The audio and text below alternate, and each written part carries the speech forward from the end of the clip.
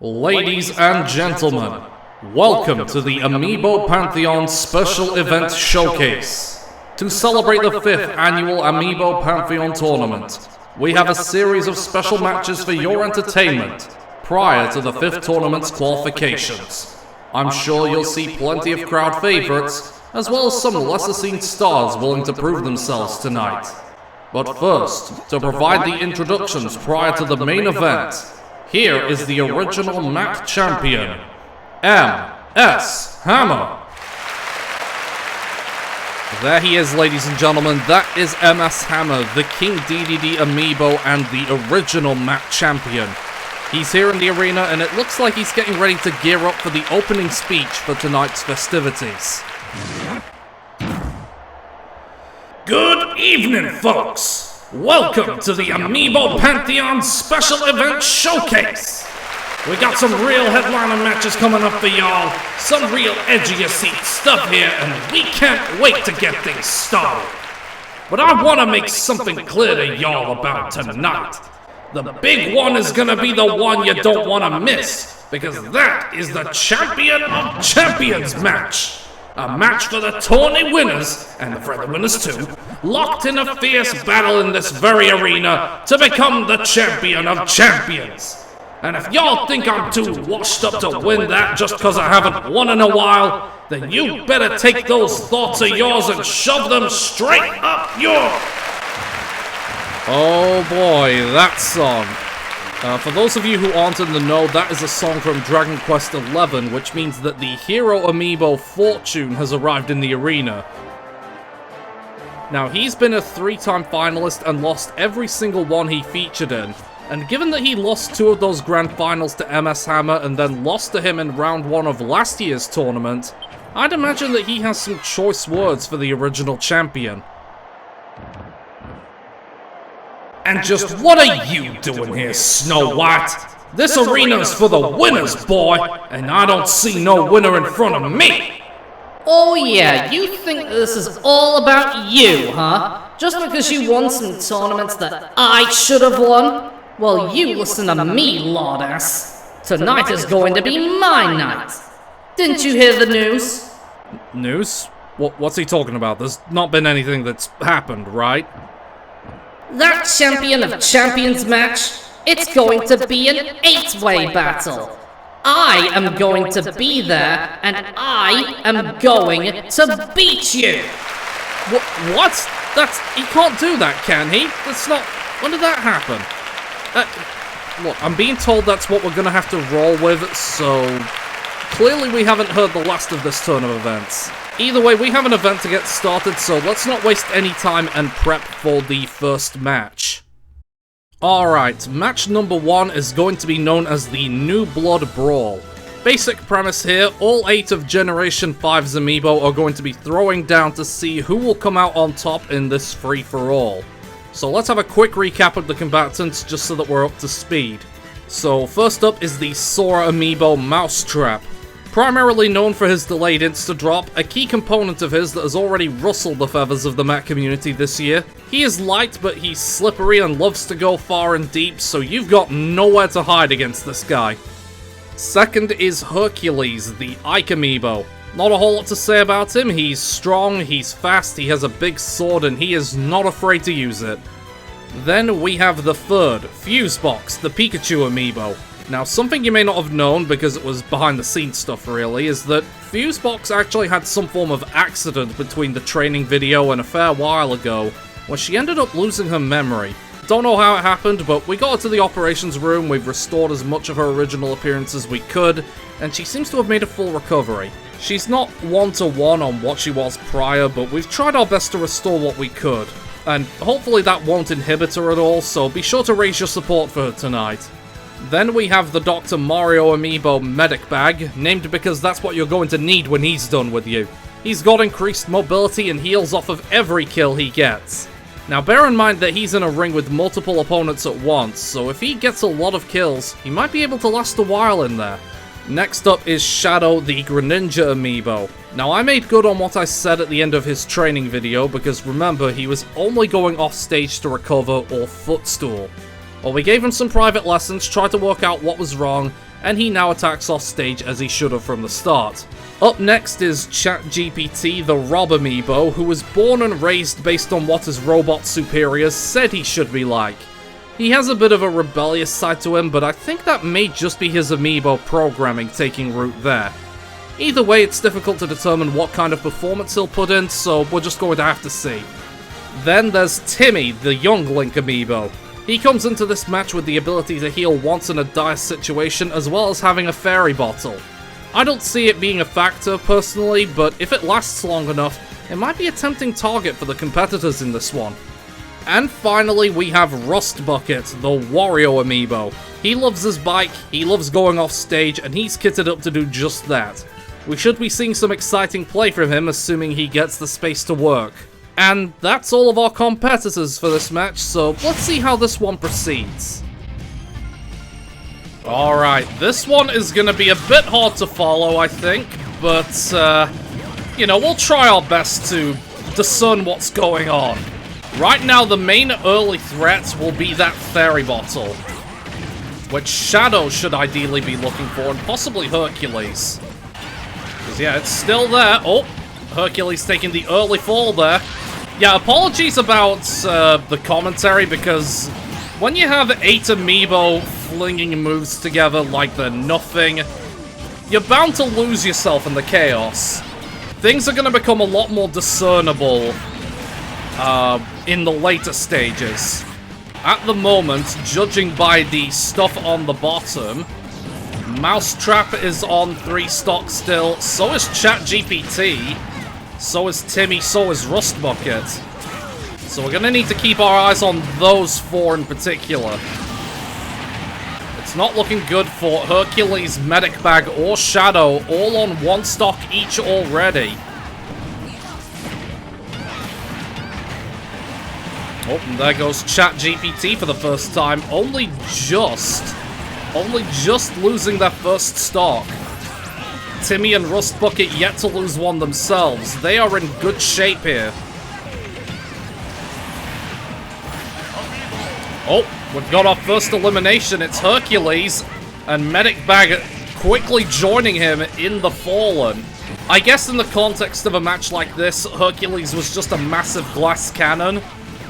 And I guess Medic Bag just didn't pick up enough kills. Oh, and there goes Shadow. So everybody who lost stocks very early is now gone. Fusebox is looking to be in danger of going out next, though. But you see, notice how it's a lot more calm when there's only 4 or 5 combatants left. And pay attention to... oh, well, never mind. Scrap that fort. Yeah, we've lost another one. I think Fusebox actually just went down. So we are down to the final 4 here. Mousetrap and ChatGPT. Oh, and now Timmy. All on 1 stock. Rust Bucket has another in the tank. But the question is, are these 3 going to recognize that? Are they going to recognize that... oh, yes they will. Well, Rust Bucket does have a bit of a health advantage going into this final portion of the match, but this could still be anyone's game. In particular, ChatGPT, who I thought would be the weak link among the 8 that were starting. Never mind. I was gonna say, they were still in this one, in spite of everything, but they just got eliminated.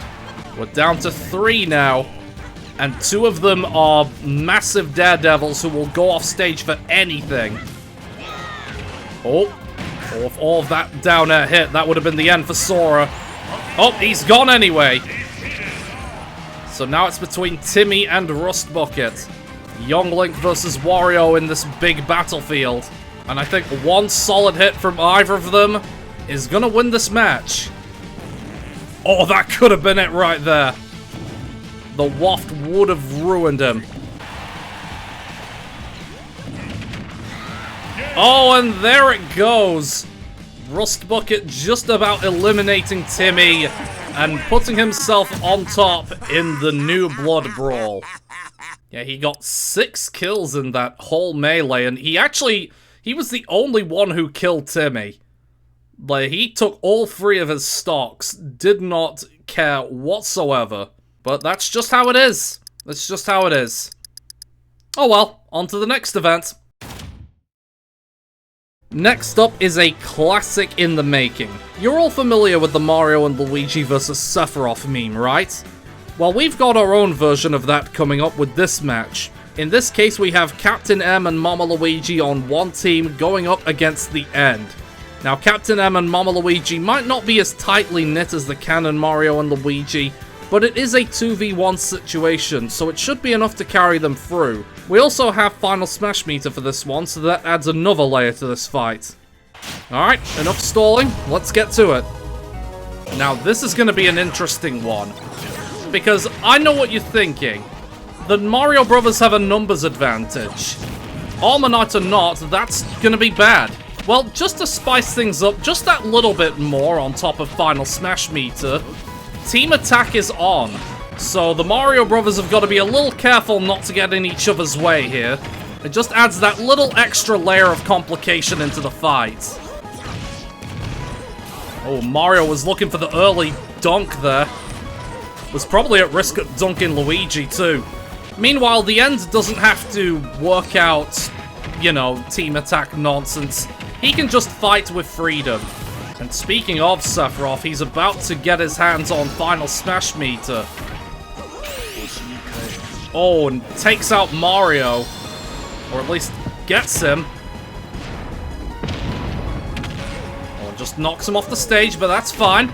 So far, Mario not in the best of shape, and even attacking Luigi there for a second.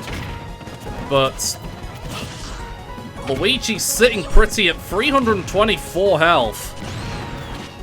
And accidentally making Mario's situation worse. That's not good.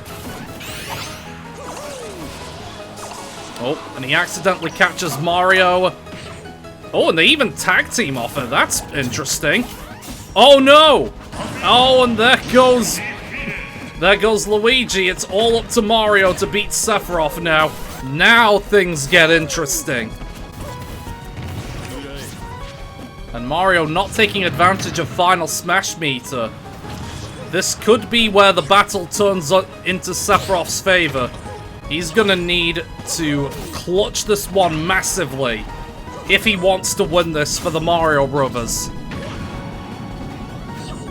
Well, he almost did right there. If that dunk had connected, I think he actually wouldn't have been able to recover. Mario cannot even land a hit on him right now. Ow! This could be the kill blow here.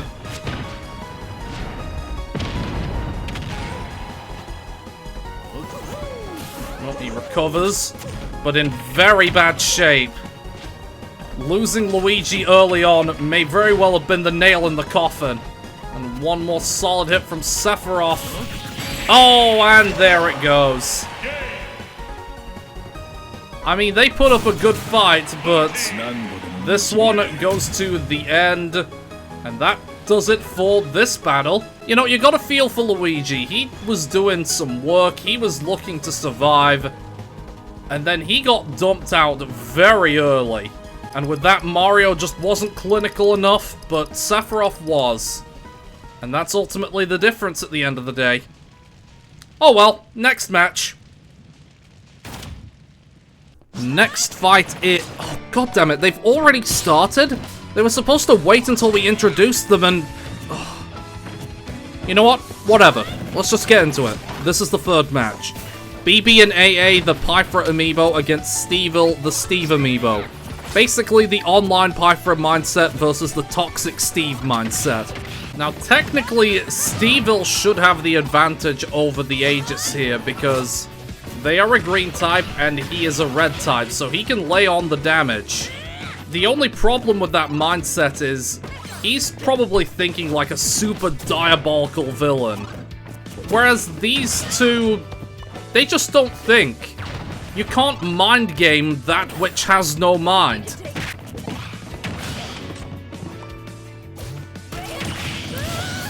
That was completely unnecessary. They were not making it back. But then again, I suppose that's just Stevel's style. He knows that they're not coming back, and yet he's just going to make sure that it happens.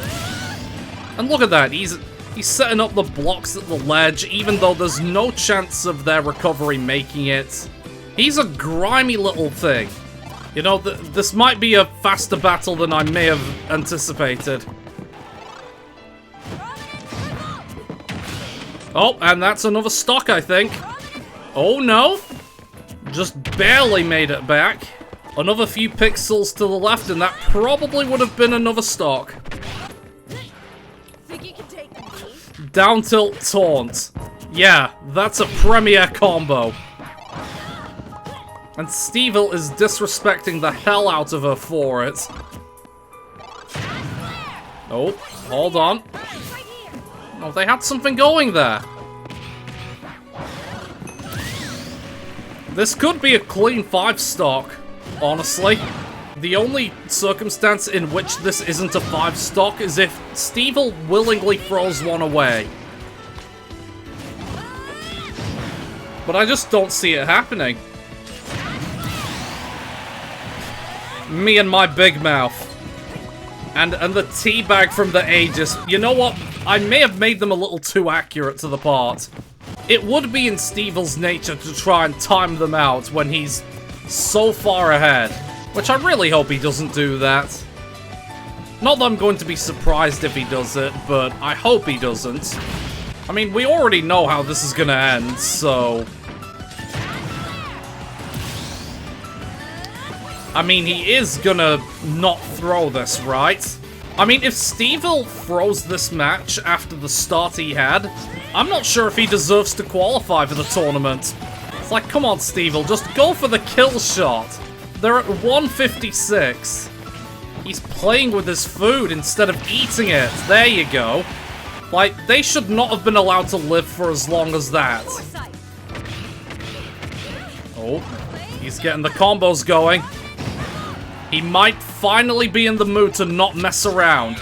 And again, he's playing with his food. It's like, stop toying with them, man. Just kill them. Put them out of their damn misery.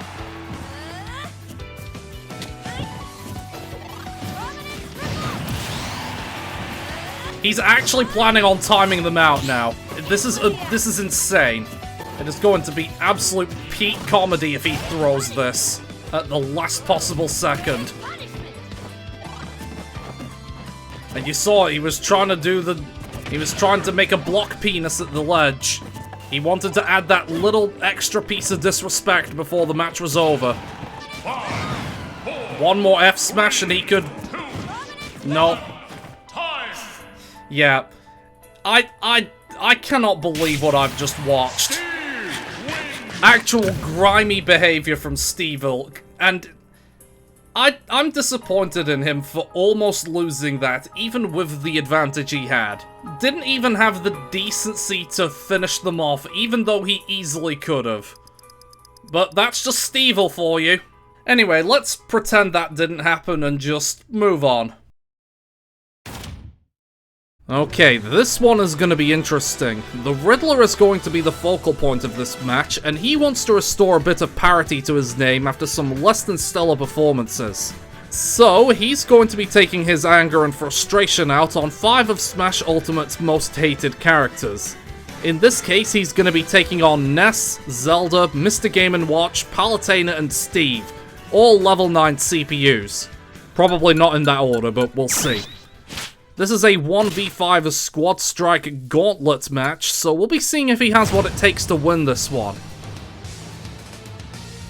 Alright, they've sent out Ness first, but we need to get rid of all of Riddler's flunkies before we can actually get things underway, so they're going to just quickly get rid of themselves so that we can get Riddler in for his match against them. And straight away, he's coming in swinging. He is not messing around. He is not wasting any time with this. But it should be stressed, every CPU he faces is level 9, which means they're at their strongest. And he only gets 1 stock, so if he messes up, that's it. Alright, there goes Ness. He took a bit of a beating in that one. He has 1 slice of healing and the metal form. but he needs to live long enough in order to make it there. Oh, what a hit! Instantly gets rid of Game & Watch. Oh, and the taunt. He's feeling up for this one. He wants to dedicate this to everyone who has ever struggled against any of these characters. And there's that metal form. Instantly deletes Palutena with it. And now he has to do the same to Steve. Well, he's laid on the damage, but the problem is he's not left himself a lot of wriggle room here. Even though he has brought it down to the last character, if he's not careful, Zelda could very easily punish him. He needs to end this very quickly. Oh, and that's the killer. You love to see it. Riddler with a very decisive victory over the hated characters. Look at that. That is a very satisfying looking graph there. You know, props to the hated characters, I guess. They did push him to the brink, but Riddler, you know, he was just a little too much for them. So, we now have to move on to the big one.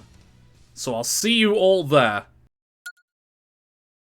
Alright everybody, this is the main event, the Champion of Champions match. So this will be the one to watch. And we might as well go over all of our combatants in this one before we get things started. First off, we have MS Hammer, as we introduced earlier this evening. He is the winner of the original Amiibo Pantheon tournament back in 2020, which some might consider lost media, but it is on record. He took out Bonesaw and Darkseid, two potent powerhouses, on the way to the grand final before beating Fortune. He then faced off against said hero Amiibo in the following year's friendly and came out on top. But he's not on record as doing the double. Gotta do that in the same year. Still, he has pedigree, and that's what matters here. Then we have the second match champion, the Bowser Amiibo Big Boss. Back then, he was disgustingly overpowered, with Maximilian the Ludwig being the only one who could threaten his charge. But he still came out on top, and that's what basically acted as the basis to retool him. He is not as OP now as he was then, but considering that he can tank an obscene amount of damage and still have the Bowser AI on his side, he's not one to be underestimated. Up next is the second friendly champion, Hermes the Sonic Amiibo. Bit of a Dark Horse winner there, using his speed to get past everyone, including then reigning champion of the friendlies, MS Hammer. He may well could be a surprise contender, you never really know. Speaking of Dark Horse winners, there's Mandolin, the Banjo Amiibo. Their first tourney appearance saw them get clapped by Fortune in the first match of the 2021 tourney, and it seemed to hit a nerve because they went on to do some insane things in 2022's qualifying, rampaging through that tournament before getting their revenge in the final. Last year they finished in the top 5, so it's clear that they still have what it takes to be winners. Next we have 2023's friendly winner, which is the Link Amiibo Taskmaster. There's not much to say other than that he's a powerful force to be reckoned with, and that played into how he managed to win that friendly, I believe. We'll have to see if that high attack and speed will do him any favors tonight. On the subject of links, we have 2023's tournament champion, Venus the Zelda Amiibo. They were not really thought of as being winner material, but they kept strong throughout their run last year, took out Mandolin, who were the reigning champions, and the end in a climactic semi-final before clutching out against DK West, who himself went on a bit of a tear through the ranks. Safe to say there's a point to prove here. Next we have this year's friendly winner, the K-Rool Amiibo King K. Ratos. I mean, not much to say that you don't already know. He's the OG, the most experienced, and he knows his way around a fight or two. He also took out powerhouses in Taskmaster and Mr. T the Me Gunner to get that victory. We'll see if his experience carries him through this match. And last but not least, not a winner on record, but Fortune the Hero Amiibo has decided to hijack his way into this match and make himself contestant number 8.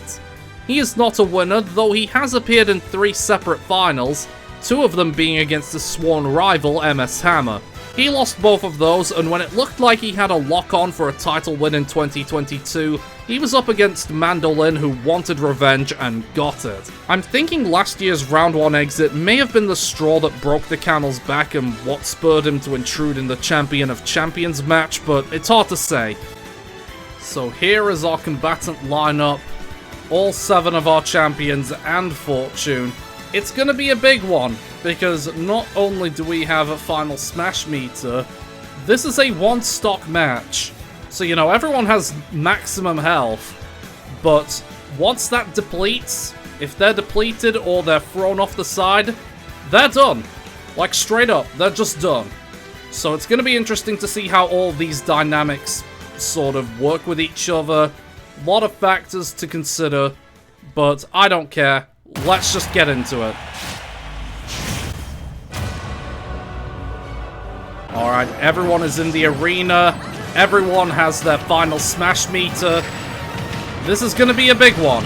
So, I'm not gonna bother, you know, following everything at first, because it's always a clusterfuck when it's like this. You know, you've got 8 Amiibo slugging at each other. It's hard to follow.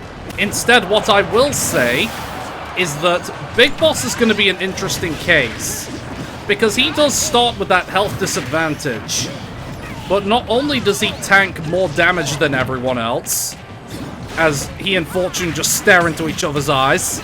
Speaking of Fortune, actually, Big Boss is the only fighter with an advantageous sort of trait going into his matchup.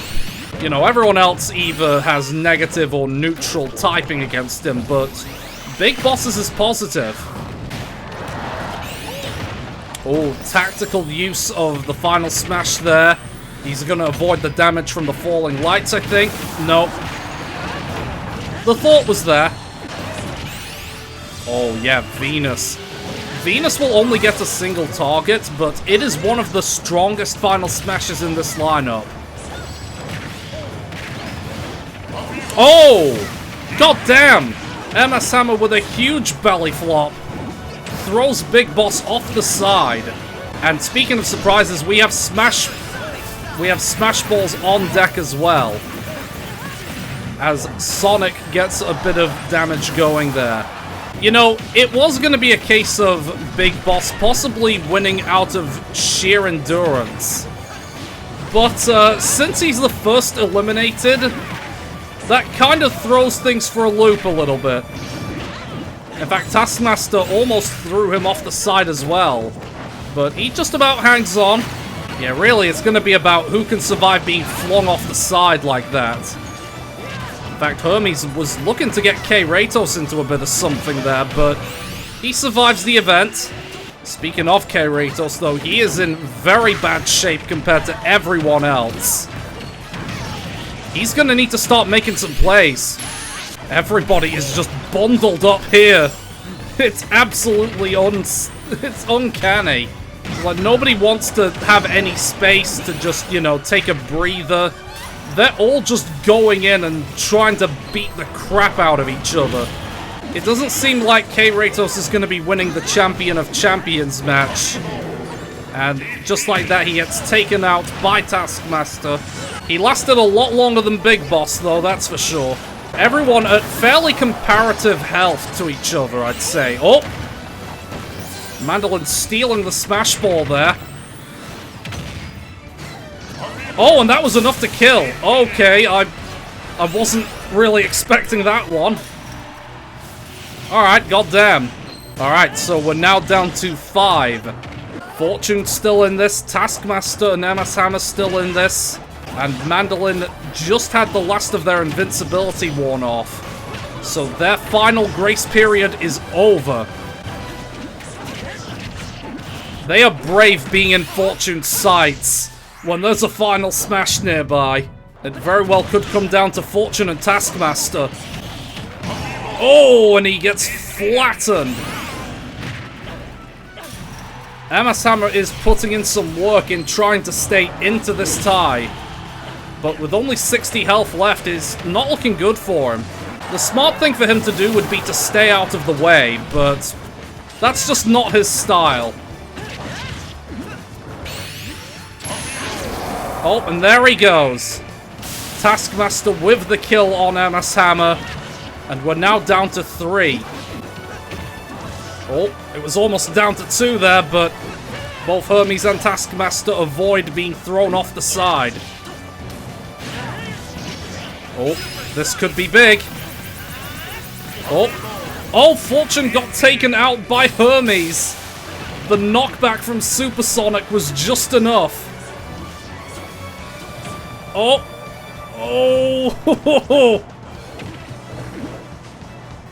one more hit and Hermes is out. Yep.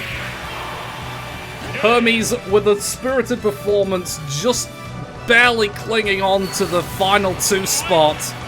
But Taskmaster proves to be the champion of champions tonight. You know, it was a pretty interesting performance by all involved. And, you know, Sparrow fought for Big Boss because, you know, he only took 200 HP before he was eliminated. But you know what? Sometimes your night is just like that. And that is that for the main event.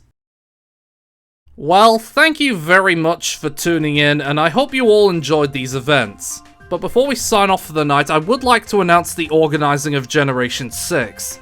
Now, I've outlined in a previous community post that the 6th and final Amiibo generation is going to be purely based on your votes as a combined community, and it's going to be an interesting time. So, how it's going to work is that I've divided all 32 remaining legible candidates into 8 groups of 4, and we'll run polls for each group over the span of 3 days. Then, once those 3 days are up, whoever's on top will be selected and we move on to the next. So, naturally this is going to run through the rest of December and into the early throes of January. So that'll be something in the background while we wrap up the last few uploads for the year. You should have an idea on the groups as they should be on screen at this point, so you have a rough idea of what's going on. So, these polls will be starting tomorrow, an hour before the designated upload time slot. So if you've made it this far, I'd recommend subscribing and ringing that bell if you've not done so already, and also to join the Matt Community Discord server in the description below if you've not done that already either. Not only will these help me out, but they will allow you to be in the loop for when each of these polls start, among other things. But that's all for tonight, so throw us a like if you enjoyed, subscribe for more, and I will see you on whatever comes next. Take care now.